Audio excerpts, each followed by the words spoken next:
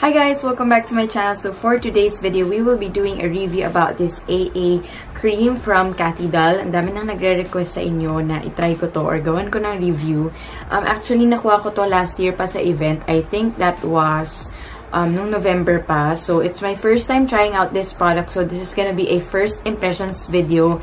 Anna always tells me na itry ko nga daw kasi sobrang ganda. Pero ang una ko kasing tinry is yung cushion dahil alam niyo naman, mahilig ako sa cushion. So, ayan. Ngayon, first time ko siyang itatry. Though na-swatch ko na siya. Pero excited ako na gamitin siya kasi tignan natin kung okay siya dito sa weather and maganda yung finish niya sa aking skin. So, I don't have anything on my face right now. This is my bare face and I haven't applied any moisturizer yet. So, I will be using this Bench Organics Face and Body Mist. I got this, I think, 2 days ago and I've been using it every single day. Sobrang addict ako sa product na to. It's basically an aloe vera gel that's in a mist form. So, yun yung ginagamit ko lalo na pag nagmamadali. So, spray ko lang siya sa face ko. So, tapos ko nang ispray yung aloe vera sa aking face. I'll just have it set for like 2 to 3 minutes na matuyo siya or ma-absorb siya na face ko. Ayan, this is how the packaging looks like. So, ayan yung itsura niya. Sobrang cute as in. Tingnan nyo naman, sobrang girly. I will be using the shade number 23, Natural Beige. So, ayan siya. Tube lang siya. It has 50 grams of product. So, natanggal ko ng silver dito na lid and let's now try it. Sobrang liquidy niya as in. Nakikita niyo ba? Hindi ko alam kung dahil ba sa init kaya siya naging ganyan karani. Pero, in-expect ko medyo thick yung texture niya. Pero, runny siya. So, first, I will be applying it on the other side of my face using my favorite sponge from Daiso. Kung napanood niyo yung video ko, yung haul ko, alam niyo kung gaano ko ka-favorite yung sponges sa Daiso. Pero, mas favorite ko yung isa, yung parang pear. Ito kasi medyo mahirap i-work around yung product. Pero let's see. So, ang bango, kaamoy siya ng cushion. Nakikita nyo ba? Na palang nakikita ko na sobrang glowy ng product. Which I like. You guys know, I'm all about that glow. Gusto ko talaga yung amoy. Alam ko meron siyang tea tree eh. Perfect to for acne-prone skin or yung mga ma-pimples, ma-oily. Kasi yun yung basically para sa skin type na yon.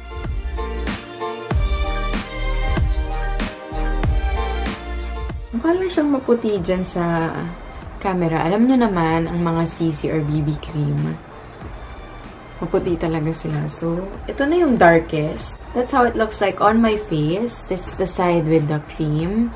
And this is my bare face. So, unang-una pa lang, nakita nyo na napantay niyo yung aking skin tone. Hindi siya ganun kaputi. Teka, feeling ko sa light lang. Pero, ayan yung itsura niya. Lakas maka-fresh lang. O, diba? Ito yung gusto ko sa base products ng Cathy Doll kasi sobrang fresh talaga ng result niya sa face. So, ayan. I think it's best to use a sponge para ma-make sure na ma-absorb ng skin yung product and talagang ma-blend siya. So, ito, may redness ako dito pero nakita nyo na wala. Grabe, sobrang flawless and I love how moisturizing it is on my skin. You guys know I love everything that's moisturizing and glowy sa skin ko. So, ayan siya. That's a close-up look. And now, I will be applying it on the other side of my face.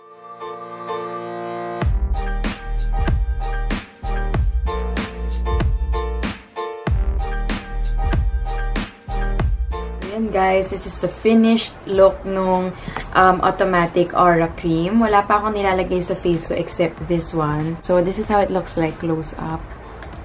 Look at my skin. Sobrang moisturizing niya as in. Again, my skin type is normal to dry. So, kung oily kayo, pasensya na. My review will not be that reliable kasi hindi talaga ako oily skin. So, I don't use powder. I don't set my makeup except yung may finishing spray ako or parang mist lang.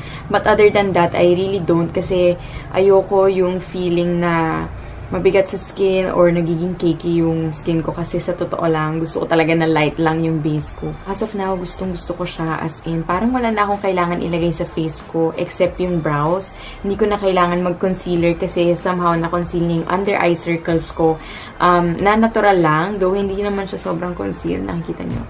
Pero okay na okay siya. Ang ganda talaga nito sa skin, lalo na if you have dry skin. It's so moisturizing, it smells so good, and it's really glowy. I'll get back to you guys later. Bye!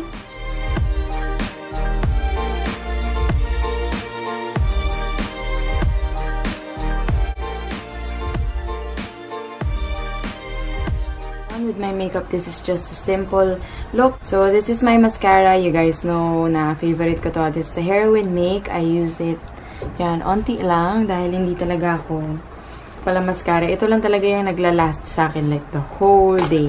And then for my concealer, I used this one from Clio, another favorite. And then lastly, I used this Maybelline Fashion Brow Duo Shaper. This is my favorite, as in, teka lang yung bangs ko. Look at my brows. Kanina sobrang gulo niyan, pero ang ganda and maayos na siya. I used yung pencil, which is a retractable one. I have yet to do a review about this product soon. Sobrang favorite ko to. Get nyo na dahil from $199, $149 lang siya the whole month. And then, I used the powder to parang set the product on my brows. This is my simple makeup. Magdadagdag lang tayo ng blush. I'll be using my Apu Cushion Blusher. This is in the shade CR02. Nagsisisi ako na hindi pa ako bumili ng ibang kulay nito. Ito yung first ever cushion blusher ko. Sobrang ganda ng product na to, as in. Ang ganda-ganda na ito. Sobrang pigmented siya. Ganyan lang siya. Though bulky siya. Kasi ang laki niya. But I really like it. So when I go back again to Korea this year, I will be hoarding more of this product kasi okay, sobrang ganda talaga. It's the Air Fit Cushion Blusher from Apu. Favorite lip balm as of the moment, it's the Beachborn All Natural Bam Balm. And siya, it's a local brand as well. I like it kasi parang naka-exfoliate din siya ng lips.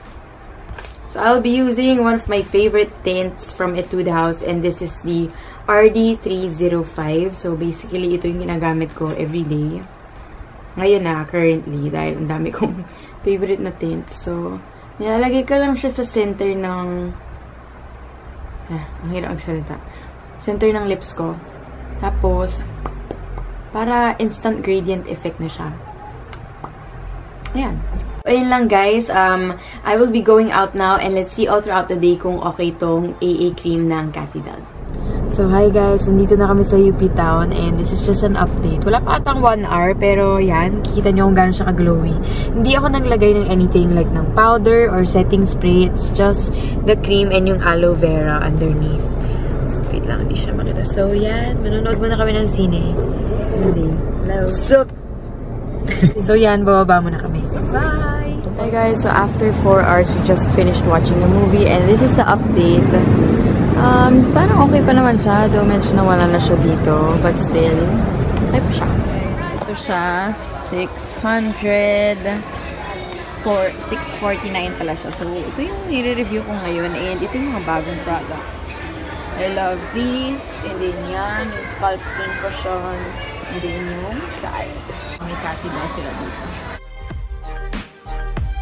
Hi guys, so I'm now back home after 8 hours. Ito na yung itsura nung AA cream sa akin. In fairness naman, it's still glowy. Though, kung makikita nyo dito, parang nag-fade na. As usual, dito sa mga sides like sa nose, sa forehead, dito sa lips. Syempre kasi nag-dinner ako, kumain ako. Pero overall, I really like the product. It's really glowy on the skin. I didn't use anything like setting spray or powder, wala. Ito lang talaga yung cream na yun. And sobrang okay siya for my skin, which is dry.